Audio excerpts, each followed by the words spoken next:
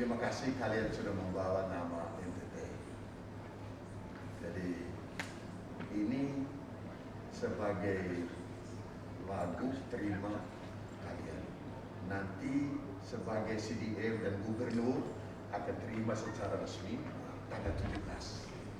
Jadi ini asisten dua, sekretaris, dispora, kabar dispora dan semua dari dispora dan kepala humas.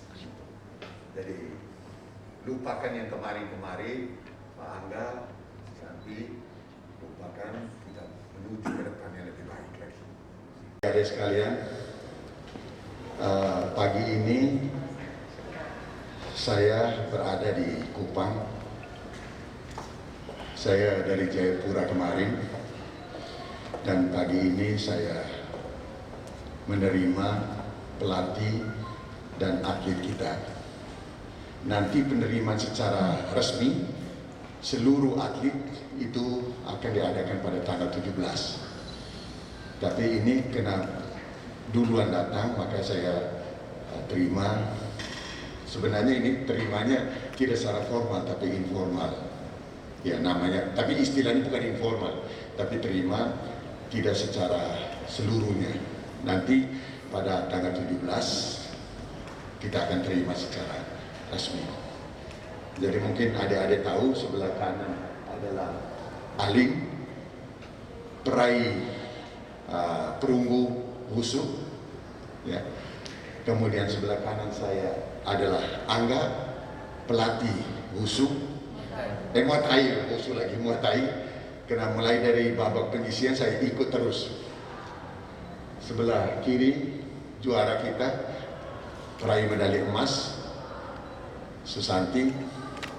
Kemudian sebelah kanan ini mungkin adik-adik para wartawan belum dapat berita yang lengkap. Erna ini dia bermain melawan DKI. Ronde pertama dia sudah unggul, ronde kedua juga unggul. Ronde ketiga darahnya kucur dari hidungnya. Begitu dokter mengatakan stop, dia hempaskan dokter, enggak, saya harus sampai selesai. Jadi Erna, terima kasih yang membawa nama NTT. Orang bila sampai titik darah terakhir, darah hidung maksudnya, bukan darah seluruhnya. Nah itulah berempat. Sebentar nanti sepak bola datang, tapi sepak bola sebentar nanti diterima oleh asisten dua, karena saya mesti kembali ke Jayapura. Saya mesti kunjungi atlet-atlet. Jadi apapun yang terjadi, saya sebagai Chief Division, saya harus bertanggung jawab. Itu peringatan saya. Jadi saya mohon maaf kalau misalnya ada ketidaknyamanan Pak Anda dan Santi dan anak-anakku sekalian. Jadi sebagai Chief Division, saya harus bertanggung jawab. Oke, saya kira itu aja. Ada yang mau bertanya? Tahu aku perayaan medali dan perunggu untuk NTT terakhir berapa? Kita baru 1 emas, 1 perak, 1 perunggu. Itu dari ini. Dengan kriket besok pulang. Jadi kita dapatnya perak itu dari perunggu, dari kriket, kemudian perunggunya wushu, dan kemudian emas dari Muay Thai. Tetapi kita punya kesempatan di tinju, di silat, dan di kempo. Silat kita sudah masuk ke semifinal, tiga partai. Hari ini masuk lagi.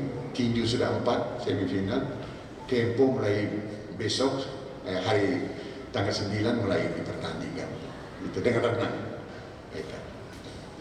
Pak Wagub, kemarin sempat viral ada penjemputan atlet yang berprestasi, bahkan mendulang emas untuk NTT, tapi proses penjemputannya kalau dirasakan kurang begitu baik. Mungkin tanggapan Pemda sendiri itu seperti apa ini? Begini, jadi memang sebenarnya jemputan resminya itu nanti tanggal 17, resmi, secara resmi. Kita sudah pertemuan di sana bahwa bagi atlet-atlet yang pulang lebih dulu, silakan dikoordinasi dengan cabornya masing-masing, itu cabur. Tetapi kemarin saya juga telepon ke Kadispora untuk menjemput dan sudah datang ke sana. Tapi kebetulan ada Pak Angga punya teman-teman namanya Laskar Timur. Mereka merasa senang, ya datang jemput itu. Datang jemput, maka apa yang dipersiapkan oleh Pemda, Pak Angga bilang sudah, Bapak, ini ada teman-teman saya yang sudah menyiapkan, kami keliling kota dan kemarin mereka keliling kota ini dengan Laskar Timur itu. Jadi perhatian pemerintah, saya kira kami perhatian benar. Harus perhatian karena kemarin itu sebenarnya bukan resmi, kita jemput secara resmi. Jemput secara resmi itu adalah nanti tanggal 17. Tetapi kalau kita atlet yang sudah main kemudian tinggal di Jayapura, maka itu harus ditanggung oleh panitia. Panitia tidak tanggung lagi, ditanggung oleh kita. Tapi kebetulan Pak Angga dan manajer dan Santi bilang, Bapak kami mau pulang, ya silakan. Tapi tanggal 17 jangan lupa, tanggal 17 kita akan terima secara resmi. Gitu Pak. Bapak, apakah ada apresiasi untuk atlet, khususnya atlet yang berprestasi dari Pemprov? Bagaimana? Apakah ada apresiasi dari Pemprov? Oh harus ada, pasti ada. Pasti ada. Itu berupa apa itu Pak? Ya, nanti tanggal 17 bos. Ya, saya ambil contoh begini aja satu. Ya, ini pribadi. Tapi dari pemerintah ini tanggal 17. Secara pribadi kemarin Pak Gubernur sudah menawarkan ke Alim untuk beasiswa kuliah. Dan kemudian dari Pemda sudah menawarkan ke Susanti, kabupaten tapi gitu, untuk honor di sana. Itu contoh aja contoh. Tapi nanti resminya apresiasi secara resmi tanggal 17. Kadonya 17 Oktober besok, hari Minggu. Apresiasi pasti, apresiasi tidak mungkin.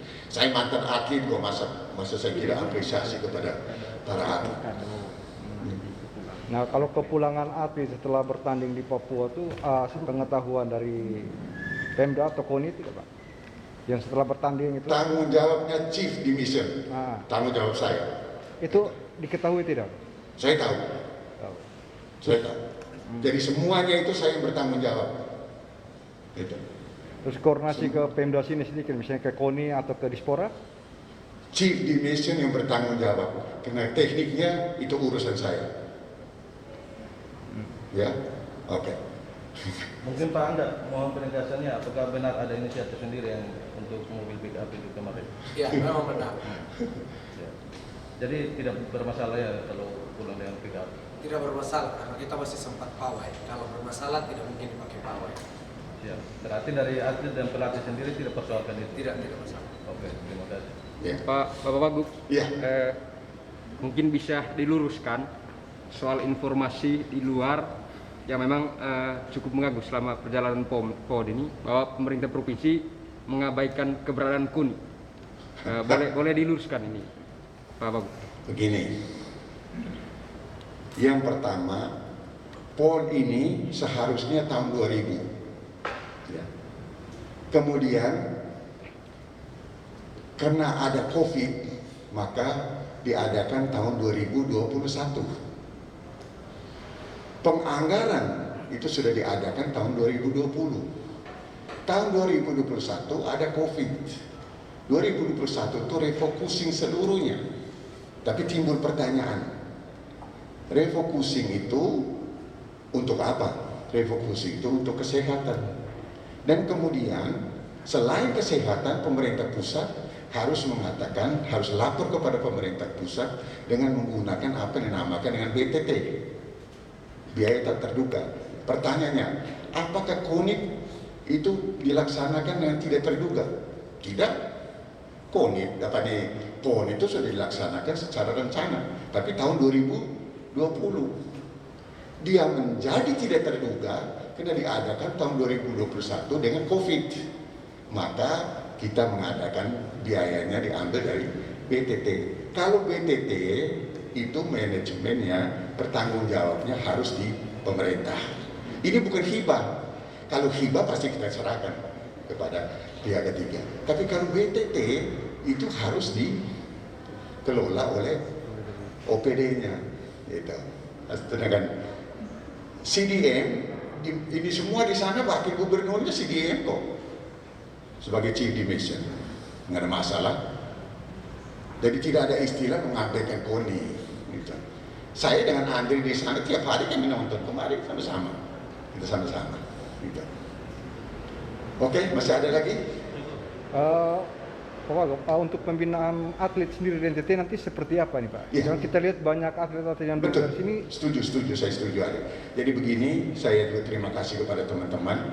Mari kita mendukung adik-adik kita supaya pembinaan itu tidak hanya tim pada saat event PON atau apa kita mulai pembinaan, tapi mulai jauh-jauh hari kita melakukan pembinaan. Karena kita ada dispora, saya kira di sini ada sekretaris dispora dan kepala bidang, pasti mereka sudah punya rencana dan kemudian bisa dilaksanakan secara kontinu.